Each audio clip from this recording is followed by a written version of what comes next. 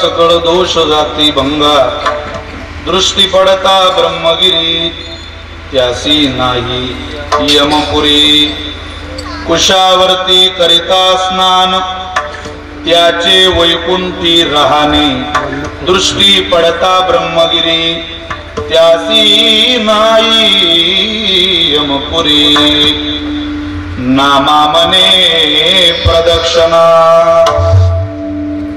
नामामने प्रदक्षिणा त्याच्या पुण्या नाही गणना किंवा त्यासी जन्म नाही पुन्हा दृष्टी पडता ब्रह्मगिरी त्यासी नाही यमपुरी मुक्ताबाई नामो त्रिभुवन पावन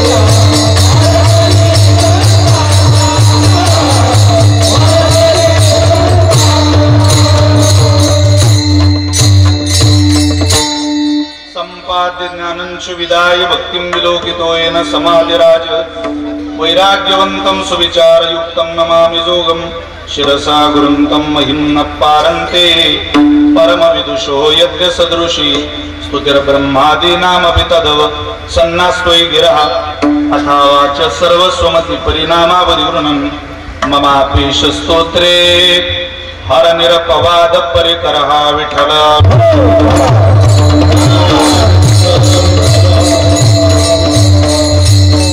वाचे मनता गंगा गंगा सकळ दोष जाती भंगा दृष्टी पडता ब्रह्मगिरी त्यासी नाही यमपुरी. संप्राप्त कीर्तन रूपी सेवेकरिता निवडलेला अभंग संत श्रेष्ठ भक्तराज शिरोमणी. वारकरी संप्रदायामध्ये ज्या संतांना ज्ञानदेव म्हणे तू भक्तराज शिरोमणी ही पदवी स्वहस्ते मुक्ताबाईंनी आणि ज्ञानोबांनी अर्पण केली असे संत शिरोमणी नामदेव महाराजांचा अत्यंत गोड अत्यंत प्रसिद्ध असलेला सगळ्यांच्या कानपाट असलेला अभंग सेवेकरिता निवडलेला आहे. हा अभंग घेण्याचा उद्देशच एवढा आहे की ज्यांनी विश्वामध्ये प्रसिद्ध असलेली अत्यंत साक्षात्कारी सिद्ध उपासना या देशातली कुठली असेल तर ती नर्मदा मातेची परिक्रमा आहे. 3600 किलोमीटरची ही नर्मदा मातेची असलेली परिक्रमा ज्यांनी पूर्ण केली उपासना तीर्थाची केली म्हणून तीर्थाचं ब्रह्मगिरी पर्वताचं महातीर्थराज कृष्णावर्ताचं आणि प्रदक्षिणेचं या चारही गोष्टीचं महिमान गाणारा अभंग सेवेकरता निवडला आहे. विठ्ठला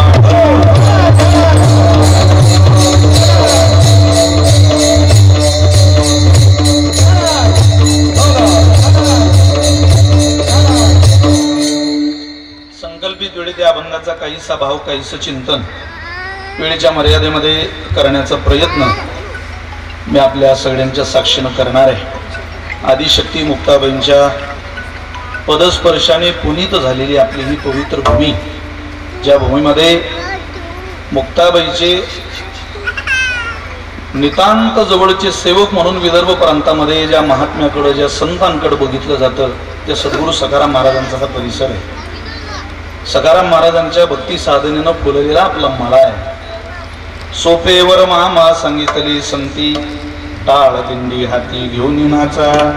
काय केलं वारी करता करता देह विठ्ठली अर्पिला आरती सखारामा. गोळ्या भाविकाच्या आत्मा परमानंद मूर्ती कोडे 800 अज्ञानी यांचा लढा पुरविला. चांगल्याचा लढा कोणी पुरवेल पण ज्यांना कोणीच आपलं म्हणत नव्हतं त्यांना आपलं म्हणून मुक्ताबाईच्या पदराला ज्यांनी लावलं, आईसाहेबांच्या चरण सानिध्यामध्ये आपल्याला सगळ्यांना ज्यांनी घातलं, त्या सखाराम महाराजांच्या परिसरामध्ये सेवा करण्याचं मिळालेले हे सद्भाग्य आज मुक्ताबाईचे निष्ठावंत उपासक जे कायम मुक्ताबाईच्या पंढरीच्या निवृत्तीनाथांच्या वारीमध्ये आपलं जीवन घालवत आहेत असे श्रद्धे हरिभक्त परायण मधुकरजी महाराज साबळे महाराजांच्या पोटी जन्माला आलेलं वारकरी रत्न की या रत्नाने साबळे महाराजांचे पुढे एक पाऊल वारकरी परंपरेच्या साधनेमध्ये घातलं. व्यवहारामध्ये म्हटलं जातं बाप से बेटा सवय, पण पारमार्थिक साधनेमध्ये अनुवंशिकता आणि गुणवत्ता दोघी एका ठिकाणी येत नाही. पण आज या साबळे परिवाराकडे पाहिलं की त्या दोन्ही गोष्टी एकत्रित नांदताना दिसत आहे. हरिभक्त परायण रवींद्र महाराज साबळे अर्थात मधुकर बाबांचे ते सुपुत्र आहेत. त्यांनी नर्मदा मातेची परिक्रमा केली. परिक्रमेला जायच्याच अगोदर मला सांगितलं होतं महाराज घरी कधी येईल माहिती नाही पण या दिवसापर्यंत मी येण्याचा प्रयत्न करतो. 40, 45, 50 किलोमीटर चालतो पण तुम्ही एक कीर्तन पळसखेडला केलं पाहिजे. मी त्यांना शब्द दिला आणि आज माझ्याकडं ती सेवा येते. मी मनपूर्वक त्यांच्या चरणी साष्टांग दंडवत करतो, प्रणिपात करतो. परिक्रमावाशी होणं एखाद्याला स्वर्गवासी म्हणणं इतकं सोपं नाही येते. माणसं कोणी स्वर्गाला जात नाही तरी स्वर्गवासी म्हणतात, कोणी कैलासाला जात नाही, सगळेच काय जाणाऱ्यांची संख्या काय तरी माणसं म्हणतात ते कैलासवासी झाले. 1 सेकंद लागतो कैलासवासी व वैकुंठवासी म्हणायला, पण सोपं आहे का होते? तसं परिक्रमा हा शब्द वाचायला सेकंद लागेल, सेकंदाची कमी कालावधी लागेल. पण परिक्रमा याचा अर्थ असा आहे ज्या तीर्थाची आपण सेवा करणार आहोत ते तीर्थ उजव्या हाताला ठेवायचं आणि ओंकारेश्वरापासून 12 ज्योतिर्लिंगांचं स्थान असलेल्या त्या सिद्ध स्थानापासून उजव्या हाताला तीर्थाला धरत चालत राहायचं, चालत राहायचं, चालत राहायचं. नर्मदे हर नर्मदे हर नर्मदे हर असं चालता चालता त्या मैयाची सेवा करायची. दररोज मैया सोबतच असतात जलाच्या रूपाने. मैयांचं आचमन करायचं, विधी करायचा, पूजा करायची, त्रिकाळ संध्या करायची. चालून चालून शरीर गरम होतं म्हणून 3 वेळा जरी स्नान केलं साधकानं तरी त्याला तर परिक्रम शक्य होत. अशी कठोर तपश्चर्या नर्मदा मातेची आहे. भगवंताने त्यांच्याकडून करून घेतली. खरं तर तपश्चर्या घडायला, उपासना घडायला पुण्य लागतं, उपासना कळायलाही पुण्य लागतं आणि उपासना घडायलाही पुण्य लागतं. काही काही ना उपासना घडते पण कळत नाही कशाची घडावी, काही काही ना उपासना कळते घडत नाही, काही काही ना घडते पण कळत नाही. कोण जाणे कोणा घडे उपासना, खरी सेवा कोणाकडून घडते कोणाकडून होते काय सांगता येतं का? जिथं कोण जाणे संत म्हणतात तिथं तुम्ही आपण काय त्या विचारात पडायचं? त्यांचं पूर्व पुण्य फळायला आलं. पुण्य पाहिजे बहुत जन्मांतरीचे संचित, तुकोबारे म्हटले हे साधन आहे. पुण्यही पाहिजे आणि त्या पुण्याईकडे जाण्याची तीव्रता सुद्धा पाहिजे, भूक पाहिजे. तुका म्हणे भूक डोळा पहावया मुख, काय मी उद्धार पावेन ही भूक आहे. काय कृपा करील नारायण ऐसे तुम्ही सांगा संत जन, करा समाधान चित्त माझे. काय हे निवतील डोळे, हे भुकेचे प्रमाण आहे. सुख ते देखोनी सोहळे, संचित कैचे ते न कळे होतील डोहाळे. वासनेसी कधी होईल आमचं भलं, काय ऐसे पुण्य होईल माझे गाठी. घालीन पायी देवाचे मिठी, बघतो कुरवाडील जगजेठी. दाटईन कंठी सद्गतीत. तुकोबारींचं नाटाचं प्रकरण ते तीव्र भुकेचं प्रकरण आहे. पुण्यही पाहिजे आणि ते पुण्य वाढवण्याकरता, त्या पुण्याईच्या जोरावर त्याच्या आधारावर परमात्म स्वरूप होण्याकरता त्या पुण्याची भूक सुद्धा भगवंतापर्यंत जाणारी पाहिजे. आणि त्याकरता नुसतं पुण्य नको. एकमेव संप्रदाय जगाच्या पाठीवर, ज्या संप्रदायाचं नाव वारकरी संप्रदाय, तो पापाला पाप म्हणतो याचं काय धाडस आहे महाराज? पुण्याला सुद्धा पाप म्हणतो, पण नुसतं पुण्य नाही. माते जेने पाविजे ते शुद्ध पुण्य, असं शुद्ध पुण्य रवींद्र महाराजांकडून घडलं. हा केवळ आणि केवळ आयुष्यभर मधुकर महाराज साबळे यांनी केलेल्या परमार्थाचा परिपाक आहे. सेवा फळाला आली साबळे बाबा. तुका म्हणे श्रम केला आणि अवघाला फळाच, काही वायाला गेलं नाही. तिकडचं काही कामाला येत नाही आणि इकडचं काही वायाला जात नाही, अशी परिस्थिती आहे. अत्यंत आनंदाचा सोहळा तुम्ही आयोजित केला. राजकीय, सामाजिक, शैक्षणिक, धार्मिक क्षेत्रातली मोठी मंडळी कीर्तनाला उपस्थित आहे. काल ज्यांचं कीर्तन झालं ते श्री गुरु शारंगर बाबा. आज सकाळीही कीर्तन झालं. हरिभक्त परायण महाराष्ट्रातले एक मराठवाड्यातले उत्तम कीर्तनकार आहेत.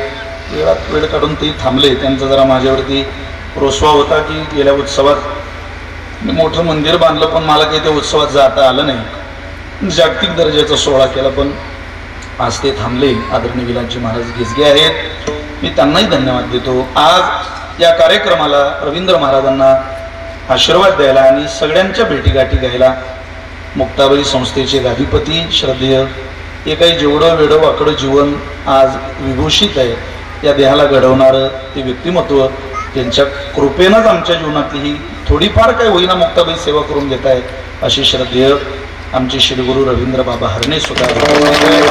मी बाबांच्या चरणी साष्टांग दंडवत करतो, प्रणिपात करतो. मला म्हटलं बाबा राहू द्या, तुम्हाला 2:45ला उठावं लागतं मुक्ताबाईच्या पूजेला. पण ते म्हटले नाही, मधुकर महाराज वारकरी आपण केलं पाहिजे आणि त्यांनी आपल्याला निमंत्रण दिलंय म्हणून ते आज उपस्थित आहे. सगळीच महाराज मंडळी, गणेश महाराज हुडकर आहेत, आपल्या विदर्भ प्रांतातले उत्तम कीर्तनकार माझे बंधू आदरणीय हरिभक्त परायण शिवाजी महाराज बावस्कार कार्यक्रमाला उपस्थित आहेत. आदरणीय बंधू प्रमोदजी महाराज राहणे आहेत, विठ्ठलजी महाराज बोंगावकर आहेत. सगळी महाराज मंडळी, नर्मदा परिक्रमावासी ज्यांनी 75 दिवसामध्ये परिक्रमा केली, वय लहान आहे त्यांचं, पण अख्खी मालिका, भजनी मालिका त्यांच्या पाहत आहे.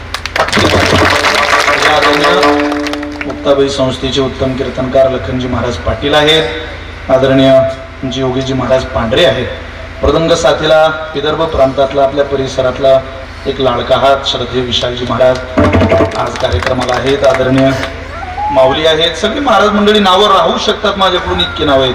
पुंडे महाराज, गजानन महाराज, विजू महाराज आदी करून सगळीच महाराज मंडळी, या सगळ्यांच्या चरणी साष्टांग दंडवत करतो. आज कार्यक्रमाला उपस्थित या मतदारसंघाचे पुन्हा आपण सगळ्यांनी ज्यांना सेवा करण्याची संधी एकदा ज्यांच्या पदरात घातली, असे लाडके आमदार श्रद्धेय संजयजी कुठे साहेब या ठिकाणी उपस्थित आहे. मी त्यांना सुद्धा धन्यवाद देतो, प्रणाम करतो. तशी आम्हाला अपेक्षा होती साहेब आमचाही भागाला थोडा थोडा बोला असं आलं तिकडे करणवाडीकडे पाण्याचं. आता म्हटलं मंत्रीपद वगैरे तुम्हाला मिळालं तर थोडा एखादा झरा इकडं साहेबांना सांगून येऊ द्या बा त्या याचं वारी हनुमानचं. जर थांबलं कुठं घोडत कुठं आडलं आम्हाला माहिती नाही, पण निदान असं म्हणतात व हे खाते 2.5 वर्ष करताय. 2.5 वर्षानं जेव्हा खांदेपाला ढोलीच्या वेळेला आपल्याला पुन्हा एकदा राहिलेलं काम पूर्ण करण्याकरता भगवंतांनी संधी द्यावी. बघा 15-20 दिवसाचं राजकारण संपलं की सगळ्यांनी एकत्रित बसलं पाहिजे, आलं पाहिजे, सगळं विसरून कामाला लागलं पाहिजे. ही या महाराष्ट्राची संस्कृती. आम्हाला तर रोजच, मी काल जयंत पाटील साहेबांच्या वडिलांचं पुण्यस्मरण होतं, तिथं कीर्तन करावं. आता आमचं कसं आहे, काँग्रेसवाल्यांनी कीर्तन ठेवलं तर आम्ही म्हणतो उभारला हात जगी जाणं वहिमा. एखाद्या कमळावाल्यानं कीर्तन ठेवलं तर आम्ही म्हणतो वचन ऐका कमळा माझी रंकाची. समजा एखाद्या घड्याळवाल्याने कीर्तन ठेवलं तर घडी घडीने साधावी किंवा घडी घडी काळ वाटे याची पावी. आमचं कीर्तन जर समजा बाळासाहेबांनी ठेवलं तर हुंकू या तुतारी ही विजयाची. जे जिथं जाईल श्रोता कसा तृप्त असला पाहिजे. एखादा समजा अपक्षान कीर्तन ठेवलं मग माझं हेही नाही माझं तेही नाही देश वेशन हे माझा सहज फिर. कीर्तन हा आनंदाचाच विषय. तिथं पक्ष नाही, पद नाही, प्रतिष्ठा नाही, सन्मान नाही. अगदी सगळी वारकरी संप्रदायाच्या विचारात विभूषित असलेली मंडळी आहे. आदरणीय बाळासाहेबही आहेत, भरपूर मंडळी आहेत. आपल्या सगळ्यांच्या चरणी मनापासून धन्यवाद प्रणाम व्यक्त करतो आणि संकल्पित वेळेत या अभंगाचा काहीसा भाव आपणासमोर मांडण्याचा प्रयत्न करतो. विठ्ठला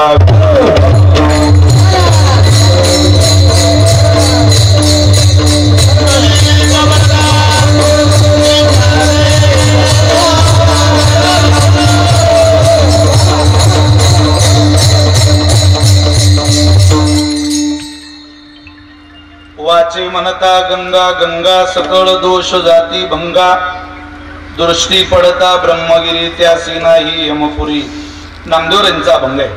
चालले तुम्ही या त्या मानानं भरपूर वेळ दिला तुम्ही आम्हाला. पोरं इतका वेळ बसत नाही, ते बदलतं चित्र पाहिजे सवय मला. तासभर झाला अजून जाहिरात नाही, ब्रेक नाही. ठीक आहे, जितका वेळ दिला तितका वेळ. आता कम्प्युटर टेक्नॉलॉजीची पिढी आता पहिल्यासारखं आता नाही.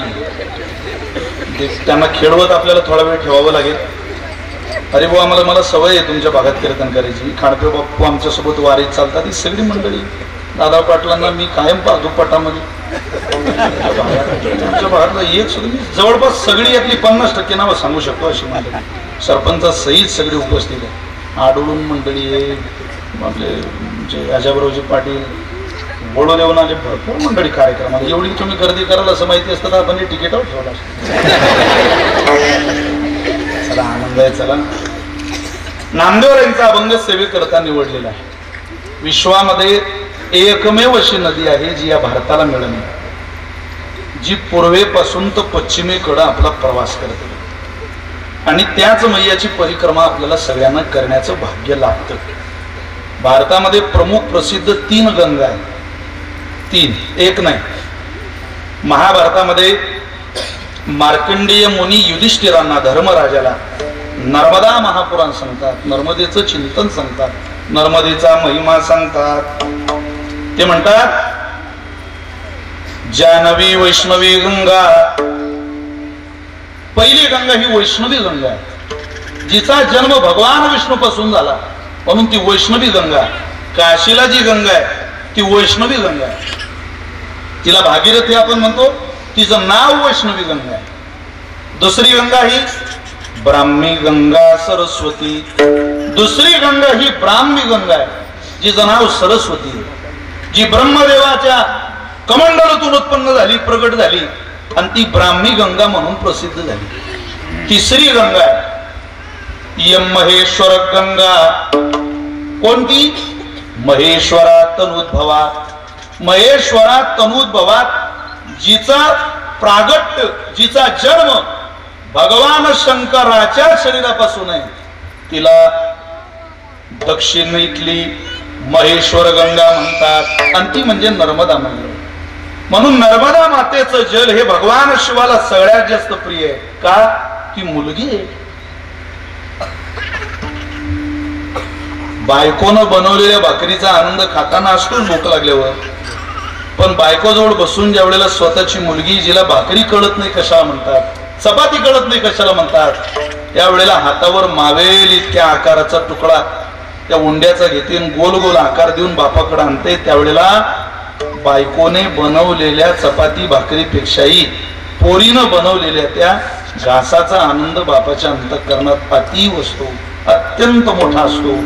तसं गंगा मातेचं एवढं सजेल भगवंताला द्या.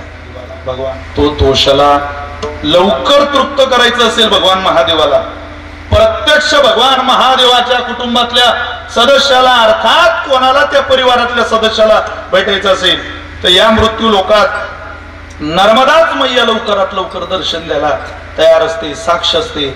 ज्यांनी ज्यांनी परिक्रमा केली त्यांना तो प्रत्यय येतो, अनुभूती येते. अहो 3600 किलोमीटरचा प्रवास आहे, पण पायात काटा मुळू देत नाही हो. विसंबेना माता बाळा तैसा लळा पाळावा. तुकोबारे म्हणतात एखादी माय जशी लेकराचा सांभाळ करते तसा सांभाळ ही नर्मदा माता करते. नर्मदा मैया विसरत नाही कोणाला. बालयोगी महाराज जुन्नर तालुक्यातले ते परिक्रमेला गेले. भागवत नावाचा त्यांचा शिष्य त्यांच्या सोबत होता. परिक्रमा करायला लागले. शोळपाणीच्या जंगलापर्यंत गेले म्हणतात. घनदाट अरण्य आणि एका आश्रमामध्ये दिवसभर 40-45 किलोमीटर चालून संध्याकाळी विश्रांतीला थांबले. आता घनदाट जंगल, अत्यंत विषारी साप. झोपेमध्ये त्या भागवत नावाच्या पोराला दंश केला, पण तोंडाला फेस वगैरे आला. तो भागवत विषारी असल्यामुळे त्याला कळालं सुद्धा नाही, ओढवता सुद्धा आलं नाही कोणाला, त्याचा प्राण गेला. बालयोगी महाराज उठले. रोज ते स्वतः आधी आपली संध्या चालू करायचे. स्नान प्रातर्विधी झाला, आचमनाला पूजेला प्रारंभ झाला की भागवतला उठवायचे. भागवत आता तो तयारी झाला, म्हणजे तोपर्यंत माझी पूजा होऊन जाते. पूजा सुरू झाली. नर्मदा मातेचं जल पुढे ठेवलं, गंध केला, तिलक केलं, पण आवाज दिला भागवत. एका भागवत नावाच्या आरोडीत उठून नर्मदा मातेच्या दिशेनं पळ सुटणार भागवत नावाचं पोरग उठत नाही, म्हणून त्याच्याकडे पालन त्याला हलवत. अरे भागवत, अरे उठ, उशीर झाला, चल आपण परिक्रमेला निघूया पुढं, इथंच थांबायचं का? भागवत बोलत नाही. तोंडाकडे लक्ष गेलं तर तोंडाला फेस लागलेला. लक्षात आलं, अरे राम राम राम, काहीतरी वाईट घटना घडली. आणि त्याच्या पायाकडे नजर गेली तर सापाने केलेला दंश त्यांना दिसला. अत्यंत विषारी साप याला दंश करून गेला आणि त्याच्यामुळे भागवत प्राणाला मुकला. ते रडत नर्मदा मातेजवळ गेली. ही पुराणातली नाही, काही काला अगोदरची घटना सांगतोय तुम्हाला. बालयोगी महाराज यांनी निष्ठेनं श्रीमद भागवताची सेवा केली. मुक्ताबाईच्या मठाच्या पुढं त्यांनी गाईला भागवत सांगितलं. त्या बालयोगी महाराजांच्या जीवनातली ही चरित्र कथा आहे. त्यांनी नर्मदा मातेजवळ गेले. भागवतनं खूप सेवा केली होती. बालयोगी महाराजांची रडत होते. मैयाचं जल हातात घेतलं. मैया, असं जर झालं ना, कोणी येणार नाही परिक्रमेला. अरे हा गरीब कुटुंबातला भागवत, मी त्याच्यामुळं परिक्रमेला आलो. तुमची काळजी घेईल कोणीतरी, सहकारी पाहिजे. शरीर थकलेलं आहे, आपल्याकडून होणार कसं? त्याला सोबत आणलं, गरीबाचं लेकरू सोबत आणलं आणि झोपेत त्याला दंश झाला. मैया, प्रपंचातले कामं करत होते, घरचे म्हणतील काहीच झालं नाही, पण परिक्रमेला आणलं पण पोरग मेलं, काय उत्तर देऊ त्याच्या मायबापांना? तुला माझी प्रार्थना आहे मै. अगं आमच्या महाराष्ट्रात मेलेले सच्चिदानंद बाबा ज्ञानोबारेंनी आवाज दिले तर ज्ञानेश्वरी लिहिण्यापर्यंत अगदी ज्ञानोबारे ज्ञानेश्वरी सांगत होते. आणि सच्चिदानंद आदरू लेखकू झाला. मड्यानं ज्ञानेश्वरी लिहिली. एकदा क्रांतिकर माझी आई, हा भागवत एकदा परिक्रमेला पुन्हा उठव. नर्मदा मातेचं जल हातात धरून एवढी प्रार्थना केली. ती ओंजळ भरलेलं जल या आश्रमात आणलं, भागवतच्या तोंडात टाकलं. आश्चर्य आहे नर्मदा मातेचं की जल तोंडात टाकता बरोबर ते पोरग उठून नर्मदा मातेच्या स्नानाला गेलं आणि परिक्रमा त्या भागवतने पूर्ण केली. आजही तो भागवत जिवंत आहे, आजही जिवंत आहे.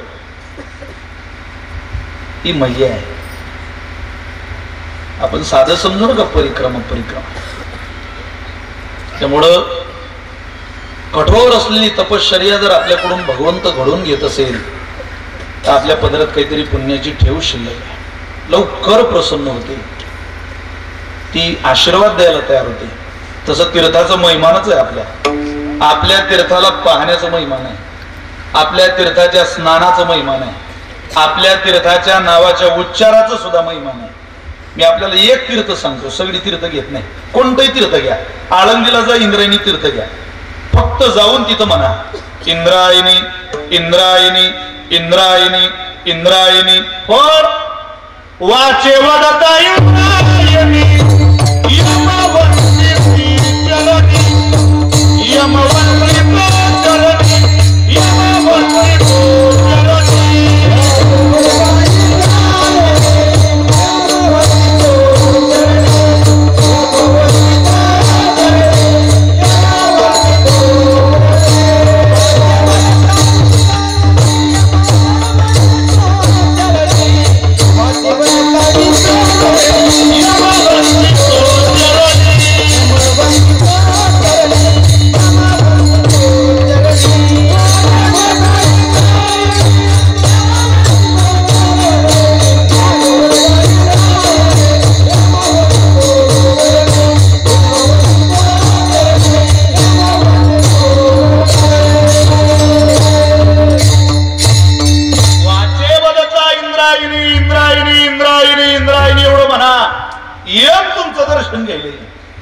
तीर्थ सामान्य. आता हे बाटलीतलं पाणी याला तीर्थ म्हणू शकता तुम्ही? इथून हाकेच्या अंतरावर पूर्णा माता आहे, तुम्ही सगळे पूर्णेच्याच तटाकावरची माणसं. तटाक म्हणजे असं गावाला लागूनच नदी असली त्याला तीर म्हणत नाही, ते गाव पूर्णेच्याच तटाकावरच आहे. गढूळ आहे पाणी. झाडेगावला गेलो पाहायला तर गढूळ दिसेल. पाणी स्वच्छ आहे, शीतळ आहे, सुगंधी आहे. पण या बाटलीतल्या पानाला बसलेला एक सुद्धा माणूस तीर्थ म्हणणार नाही. तीर्थाची महती काय आहे? ज्ञानोबर सांगतात, स्वच्छे शीतळे सुगंधे जले होती सुखप्रदे परी पवित्रत्व संबंधी तीर्थाची. या स्वच्छ पाण्यात गढूळ असलेल्या तुमच्या माझ्या नजरेचं व्यवहार दृष्टीनं घाण असलेलं नदीतलं पाणी आणा आणि ते या बाटलीत घाला. ते गढूळ असेल पण ती तीर्थ आहे. गढूळ असलं म्हणून त्याची पवित्रता कधी भंग होत नाही. अरे तीर्थावर विश्वास म्हणून आता महाकुंभ चालू आहे. योगीजींच्या अध्यक्षतेखाली उत्तर भारतात प्रयागराजला म्हणजे बाबा जाणार आहे. आता माईसाहेबांच्या पादुका घेऊन स्नानाला महाकुंभ ज्याला म्हणतात. 144 वर्षाने आलेला योग आहे. काही काही लोकांना तीर्थस्नान तेच तीर्थ म्हणजे आमच्या मुक्ताबाईच्या मठात काही लोक राहायला येतात पंढरपूर. एक दिवस चंद्रभागेवर आंघोळी जाते. त्यांना म्हणा का जा ना बा, इथून दिसते चंद्रभागा. त्या स्वर्गीय वैकुंठवासी प्रल्हाद भाऊंच्या उपकारानं इतका जवळ आहे मठ की हाकेच्या अंतरावर भित्ती मारून आम्ही बाबा सोबत आंघोळीला गेलोय. बऱ्याचदा भित्ती मारून 2 मिनिटात माणूस चंद्रभागेत जातो. तरी काही लोक म्हणतात रोज जावं लागते का चंद्रभागेत? मग म्हटलं तुम्ही स्नान कोणतं करता? अरे म्हणे इथंच मठात असतं चंद्रभागा आहे. पुण्यश्लोक हो नलो राजा, यांचं तीर्थ म्हणजे नळ राजा. अरे ते म्हणतात आपल्याला सांगतात ते चंद्रभागा इथं असतंय. म्हटलं तशा साऱ्या नद्या घरात आहेत. मग कावेरी यमुना सरस्वती गंगा नद्याच नद्या. असं होत नाही. तुम्हाला तीर्थाकडे गेलं पाहिजे. वाचे वदता. अहो तीर्थाचं दुसरं महिमान सांगतो तुम्हाला. स्नानाचं काय महिमान आहे? आपल्याला लांब आहे, 1200 किलोमीटर आहे गंगा माता. तुम्ही एखाद्या तीर्थावर जाऊन तिथं स्नान करा. इंद्रायणीला जा, आळंदीला जाऊ पण स्नान करा. ये दक्षिण वाहिनी इंद्रायणीसी स्नान घडता भयदेशी कोटी तीर्थ प्रयागादी काशी प्रसन्न होती हरिहर. एकदाच आंघोळ करा आणि भगवान महादेवाला आणि भगवान विष्णूला जन्मभर प्रसन्न करून घ्या. फक्त ती एक आंघोळ पर्व काळात झाली पाहिजे. ते फळ तीर्थाचं. म्हणून तीर्थाच्या दिशेने मानवी जीवन केलं पाहिजे. तीर्थाच्या अनेक महती सांगता येतील, अनेक गोष्टी सांगता येतील. पण तीर्थाकडे जायला, त्या तीर्थाचं गुणगान गायला निदान वाचे म्हणता गंगा गंगा, नाही स्नान नाही दर्शन, निदान वाचेन तरी त्यानं काय होईल? गंगे गंगेती या पुढं योजनानां शतैरपि मुच्यते सर्व पापेभ्यो सलोक विष्णू गच्छति. काय वर्णन आहे श्लोकामध्ये. योजनानां शतैरपि 100 योजनाहून फक्त गंगा मातेला इथून वंदन करा. इथून बसल्या बसल्या 1200 किलोमीटर इथून गंगा माता. पण मुच्यते सर्व पापेभ्यो नामोस्मी यावते शक्ती पाकरणेर हरणेर तावत कर्तुम न शक्नोति पातकम पातकी. एक माणूस असा नाही कीर्तनातला की ज्यानं गंगा म्हटल्यावर तुमचे दोष जाणार. वडिलांनी लिहिलेले प्रमाण नाही, आपल्या पूर्वसुरांनी आचार्यांनी धर्मशास्त्रांनी दिलेली आपल्या जीवनाची सुंदर आचारसंहिता. म्हणून रोज आहे तिथं गंगा म्हणा, पूर्वेकडे बघून आहे त्या पाण्याला गंगा जरी म्हटलं पण कोणाच्याही मुखात गंगा असं येत नाही महाराज. गंगा मुखात यायला आमचे बाबा गाडीत बोलत होते, लय पुण्य लागतं. गंगा मुखात यायला आयुष्यावर 5 गोष्टीची कृपा लागते, निदान प्रभाव लागतो. त्यातल्यात पहिल्यांदा आपल्यावर काळाची कृपा लागते.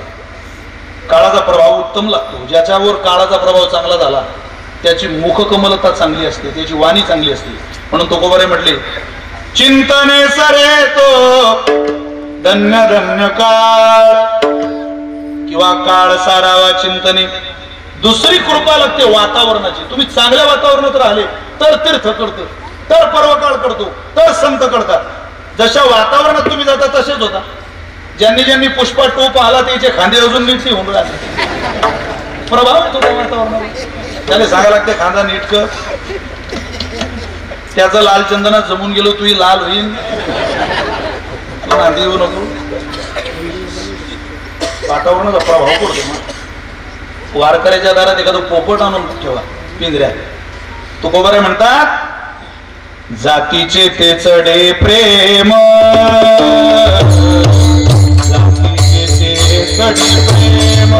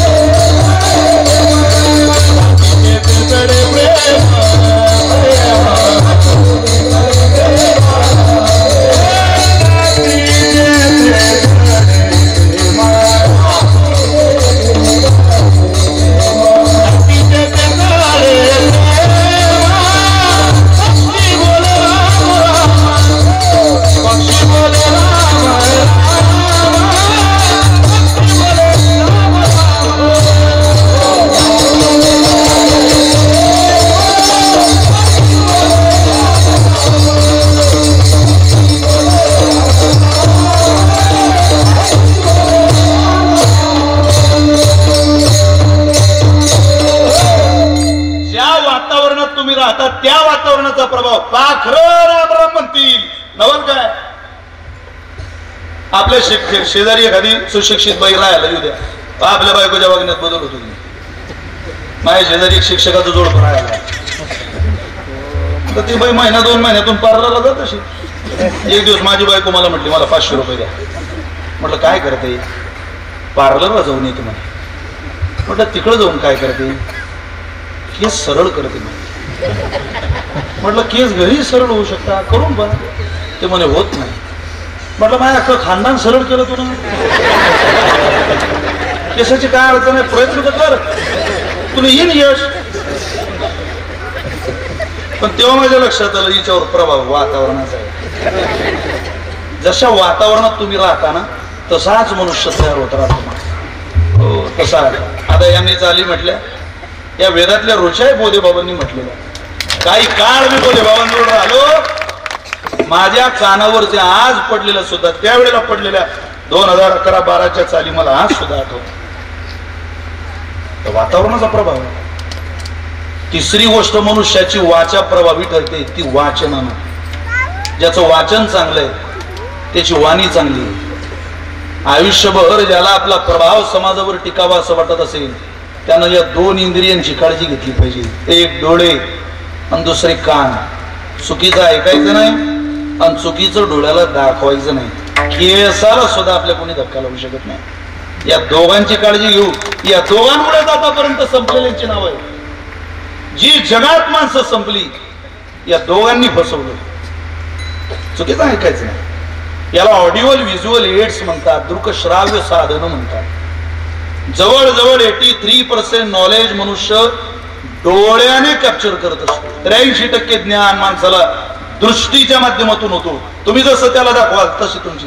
जे माणसं चांगलं वाचतात ती चांगलं बोलतात. त्यांचं बोलणं ऐकत राहावं. सहज बोलतात ऐकत राहावं. काही लोक सरळ थापट पसारा बोलतात. काही त्यांचं ऐकावं वाटत नाही. लेखकाची कौशल्यता असते. परवा केशव सुतांचं वाचन माझ्या वाचण्यात आलं. लेखन काय कल्पकता असते काही लेखकांमध्ये. उदाहरण सामान्य देतात पण भाव बघा किती गोड आहे. एक व्यक्ती आंबराईत गेला. आंबे झाडावून खाली पडले. त्या गेलेल्या व्यक्तीने पडतानाचे आंबे पाहिले. पडलेले आंबे उचलले. आंबे खाल्ले. आंबे खाताना त्याला त्या आंबराईच्या मालकाने पाहिलं. आंबे खाताना आंबराईच्या मालकाने पाहिल्यानंतर त्याला येऊन पकडलं.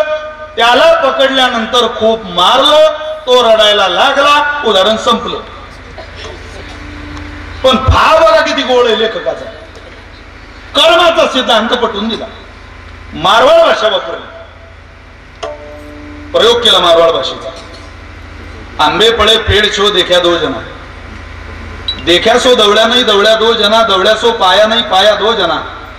पाया सो खाया नाही खाया घनो जना. खाया सो रस चाख्या नाही रस चाख्या 1 जना. रस चाख्या सो पकड्या नाही पकड्या 2 जना. पकड्या सो कुटीजा नाही कुटीजा 2 जना. आणि कुटीजा सो रोया नाही रोया 2 जना. त्यांनी सांगितलेलं वर्णन आहे. कर्म पटवून दिलं. म्हणजे काय हो. आता ऐका. आंबे पळे पेड़ छो देखा 2 जना. देखा सो दवड्या नाही दवड्या 2 जना. दवड्या सो पाया नाही पाया 2 जना. पाया सो खाया नाही खाया घनो जना. घनो म्हणजे 32. खाया सो रसचाख्या नाही रसचाख्या 1 जना. ती एकटीच आहे. रसचाख्या सो पकड्या नाही पकड्या 2 जना. आणि पकड्या सो कुटीजा नाही कुटीजा 2 जना. कुटीजा सो रोया नाही रोया 2 जना. कर्माचा सिद्धांत इतका सूक्ष्म सांगितला. ज्या डोळ्याने आंबा पाहिला ते डोळे चालत गेले नाही. त्या डोळ्याने आंबा उचलला नाही. त्या डोळ्याने आंबा खाल्ला नाही. पडसखेडेकर त्या डोळ्याला कोणी पकडलं नाही. त्या डोळ्याला कोणी मारलं नाही. पण कर्म इतकं कठीण आहे. ज्या डोळ्यांनी आंबा प्रारंभी पाहला होता त्याच डोळ्याला मात्र त्या आंब्यांनी रडवलं. हे कर्म आहे. म्हणून लवकर त्याला चुकीचं काही दाखवू नका. तोच सांगतोय सगळं करायला. तुम्ही बघा सध्या एक सर्वे चाललेला आहे. लखन महाराज त्याच डिपार्टमेंटला काम करत आहे. मानसशास्त्राचा. आपल्याकडे मेंदू आहे पण मेंदूच काम करत नाही. काही लोकांना विनोद सांगा ते 10 मिनिटांना असतात. काहींना घरी जाता जाता कळतो तो विनोद होता. जन्म घेता त्याच्या पोटी. आता विनोद ऐकायला म्हणजे ते कळायला पाहिजे ना. खूप सांगून राहिलो काहीच कळत नाही. विनोद ऐकायला ज्ञान लागतं महाराज. एक पोरगी एसटीत बसलेली. तिला तिच्याजवळ कंडक्टर आले म्हटले बाई वा वा कितवीला आहे. 12वीत आहे का. बरं 12वीत आहे का. रोज अपडाऊन करते वाटते. हा रोज. बरं चांगलं आहे. तुझ्या हातातला मोबाईल तुला जीवनात खूप पुढे घेऊन जाईल. ती म्हणे का हो काका असं का म्हटलं तुम्ही. ते म्हणून तुझ्या गाव जाऊन अर्धा तास झाला. म्हणूनच मला असं वाटलं की हा तुला खूप पुढे घेऊन जाईल. आता हे सांगितल्यावर कळालं तर ठीक आहे, पण तुमचे कान तयारीचे. जसं श्रवणस्य विभेदेन फल भेदोंतर संस्थिता. महर्षी व्यास पद्मपुराणामध्ये म्हणतात श्रवणात फरक आहे. वृष श्रोते, वृषभ श्रोते, हंस श्रोते, चातक श्रोते, मीन श्रोते. त्याचे काही विद्यार्थी असतात, त्यांना तुम्ही काही विचारा. तयार सध्या सर्वे चाललाय राज्य सरकारचा की तुमच्या शाळेतले विद्यार्थी काय, त्यांची पावर आहे, बुद्धिमत्ता काय आहे. दुर्दैव या भारताचं स्वामी विवेकानंदानंतर आपण एक सुद्धा तरुण अभ्यासू जगाला देऊ शकलो नाही. एकही नाही. व्हॉट्सअप अमेरिकेचं, फेसबुक इन्स्टा अमेरिकेचं, स्नॅपचॅट अमेरिकेचं, आणि सगळे मुलं तुमची माझी पोरं त्याचा वापर करत आहे. आणि आमच्या देशात बुद्धिमत्ता नाही. 140 करोड लोकसंख्येच्या देशात आपला क्रमांक 73वा 74वा असावा ऑलिम्पिकच्या यादीत. 140 करोड लोकसंख्येच्या देशात सगळा देश क्रिकेट खेळताना दिसतो, पण एक गोल्ड मेडल आपल्या पदरात असू नये इतर खेळातलं. मुठभर पाकिस्तान नावाचा देश आहे, गोल्ड मेडल घेऊन गेलं. एक नाही आपल्या पदरात अजून, एक नाही. या पोरीनं बिचारीनं उपकार केले, डोळ्यानं चांगलं दाखवलं म्हणून 2 कांस्य पदकं भारताला दिली. त्या मनू भाकरचं काय कौतुक करावं महाराज. 22 वर्ष वय तिचं, 2 कांस्य पदकं भारताला दिली.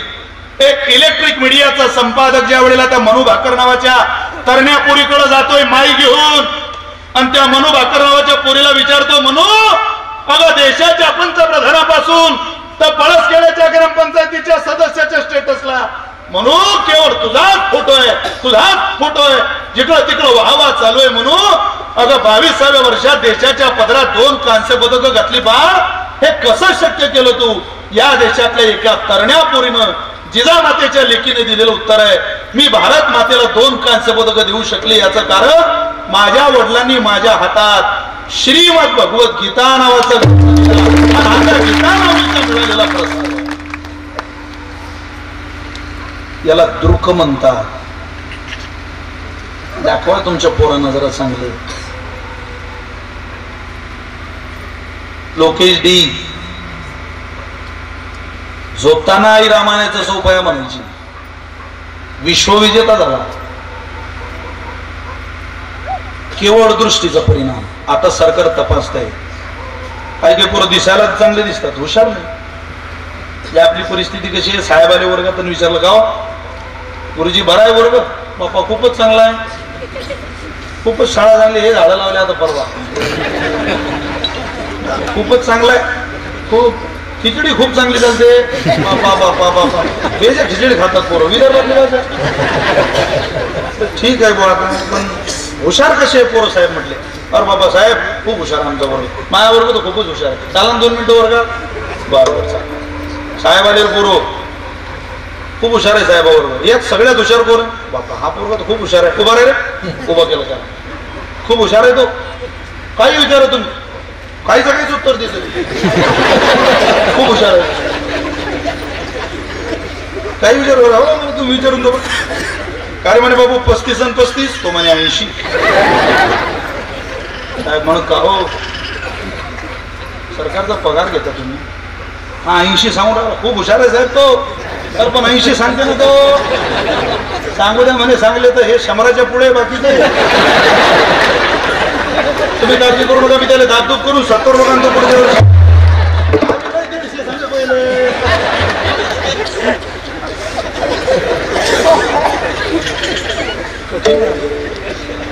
मी डीएडला असताना मला एक नोट सोडवायला आली होती. 3 मार्काकरता प्रश्न होता.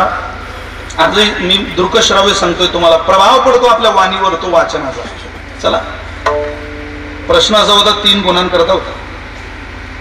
खाली दिलेल्या वाक्यांमधून काही शब्द वजा करून एक अर्थपूर्ण वाक्य तयार करा. लक्षपूर्वक ऐकलं तर कळेल. तुम्ही बोर झाले का? मी घरी जाऊ का? तुमचे स्वेटर पाहिले की असं वाटते आपण जर शिवरायाच्या काळात असतो समजा तर आपली किल्ली गेली. थंडी फारही नाही तरी तुम्ही सगळे एकदम. पण ठीक आहे बुवा, तयारीनं आलात ना म्हणजे बसायची तयारी आता.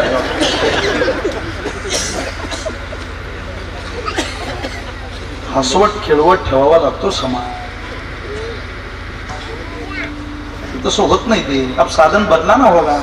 क्या गा रहे हो यार अपनी ताना में धूमधाम में, सुनने वाले तो हंस रहे, सुनते नहीं है कान में। अब तो समझ जाना यह चीज यहाँ चलती नहीं, वैसी चीजें समाज को दीजिए, श्रोता जगत से हिलता नाही। आपले संत सांगायचे, थोडी भूमिका बदलायची, सांगायची अरे ही तरुण पोरं इकडं वळवणं ही काळाची गरज आहे। वारकरी संप्रदायाचा पदर या पोरांनी धरला पाहिजे। 5 वर्षाचं पोरग मशिदीत नमाज पठण करायला जातं पोर, 5 वर्षाचं टोपी घालून देते त्याची आई, त्याला काय संस्कार आहे। अरे 7-7, 8-8 भाऊ एका खोलीत झोपता हो, 300 रुपयाचा भंगार विकून घरी आले की दिवसभराची कमाई याची 300 रुपये, तो त्या 300 रुपयातला 50-100 रुपयाचा खाऊ आपल्या म्हाताऱ्या बापाला घेऊन येतो आणि आल्या आल्या आईला विचारतो, अम्मा जान अब्बा ज्यांनी कुछ खाया, सोन्यासारख्या जमिनी ज्या तुमच्या माझ्या बाप दादांना आपल्या फुकटात नावावर करून दिल्या, त्या इज्जतदार बापाला बाबा तुम्ही जेवले का, तुम्हाला काही लागतं का न विचारणारी पैदा झालेली पिढी आपल्या घरात आहे। कधी देऊ आपण गाथा ज्ञानेश्वरी आपल्या लेकरांच्या हातात, कधी वाचू देऊ। 4 पायाच्या बैलाला आपल्या बापानं एक आवाज दिला तर तिकडच्या धुऱ्यावरचं बांधावरचं बैल आपल्या बापाजवळ पडत येतो महाराज, एक आवाजात। 4 पायाच्या बैलाला आमच्या बापाचा एक आवाज सुद्धा लक्षात राहतो, हा माझ्याच मालकाचा आवाज आहे। एका आवाजात तिकडच्या बांधावरचा बैल बापाजवळ पडत येतो, पण त्याच घरातल्या 25 वर्षाच्या पोराला ज्या वेळेला तो बाप 4 आवाज देतो त्यावेळेला त्याला एकदा सुद्धा ओ द्यावा वाटत नाही। ही या मातीची शोकांतिका आहे। कोणाला कीर्तन करून दाखवता तुम्ही, कोणाला सांगता धर्मशास्त्र, ऐकल्याने होणार आहे। परमार्थाचं दुसरं नाव आहे बदल, परिवर्तन होत असलं तर बघा, नुसतं मांड्या घालण्यात टाळ्या वाजवण्यात काही अर्थ राहिलेला नाही। उत्सव खूप मोठे चालले, आउटपुट काय, स्वतः अंतर्मुख होऊन बदल। धर्म धर्म धर्म धर्म कशाने टिकेल धर्म,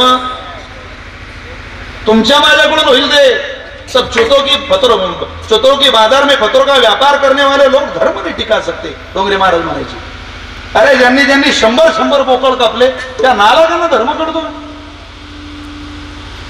धर्म हा संप्रदायाने सांगावा, संतांनी सांगावा, आचार्यांनी सांगावा, आपण त्याचं पालन करावं, नाही आपली संस्कृती लयाला जाईल। हे सांगावं लागेल तुम्हाला मला घरात, आणि त्याकरता दुर्का आणि श्राव्य याची काळजी एवढा जरी कीर्तनातून घरी नेलं, मला माझ्या कीर्तनाचं हे कीर्तन सार्थकी लागलं साबळे महाराजांच्या निमित्तानं असं वाचलं। बुद्धिमत्ता तपासणी, चला विस्तार होईल। हे विशाल महाराज खोलेचं कीर्तन आहे, 100% खरं आहे। माझी जिरली फिरून फिरून हौस नाही राहिली। ती 23,000 कीर्तन केली मुक्ताबाईच्या कृपेनं, बाबांच्या आशीर्वादानं विदेशात जाऊन, मुस्लिम देशात जाऊन कीर्तन करून आलो। येणाऱ्या काळात इंग्लंडला ज्या राष्ट्राचा व्हिसा मिळणं कठीण आहे त्या अमेरिकेला सुद्धा जातोय, फिरायला नाही कीर्तनाला। ज्ञानोबर तुकोबरींची ताकद आहे ती भजनाची, तुम्ही घ्या हातात। मेंदू तपासण्याकरता दिलेला प्रश्न सांगत होता, 3 गुणांकरता प्रश्न असा होता, पुन्हा एका खाली दिलेल्या वाक्यांमधून काही शब्द वजा करून एक अर्थपूर्ण वाक्य तयार करा। शब्द, जंगल आहे जंगलात कोला आहे, नदी आहे नदीला पूर आहे, मुलगा पाठीवरती ची नावाचा अक्षर लिहितोय आणि आंब्याच्या झाडाखाली बाई बसलेली आहे। काही कोणाला कळत नव्हतं, मलाही कळत नव्हतं काय असेल बाबा। जंगल आहे जंगलात कोला आहे, नदी नदीला पूर आहे, मुलगा पाठीवरती ची नावाचं अक्षर लिहित आहे, आंब्याच्या झाडाखाली बाई बसलेली। ज्या वेळेला ते त्यांनी सोडून दाखवलं तेव्हा बुद्धिमत्तेची चाचणी घेतली। जंगल आहे जंगलात कोला आहे, जंगलातला कोला दाखवला ना त्या अर्थी जंगल वजा करा, कोला लिहा, कोला लिहिलं। नदी आहे पण नदीला पूर आहे, नदी वजा करा, पूर लिहा, कोला पूर।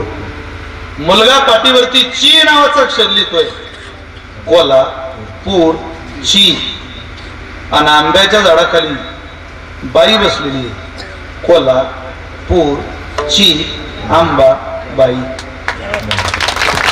हे त्या लेखकाचं कौशल्य होतं, पण बसलेल्या लोकांची बुद्धिमत्ता, बसलेल्या विद्यार्थ्यांची बुद्धिमत्ता तपासणार होतं। त्यावेळेला तुकोबरींचा गाथा उघडावा लागतो, सांगावं लागतं, बुद्धी तयार व्हावी, मन तयार व्हावं आणि चित्त परमार्थी साधने करता तयार व्हावं, असं जर वाटत असेल तर प्रारंभी डोळे म्हणून तो कोबरा त्याला सांगतात करू तैसे पाठांतर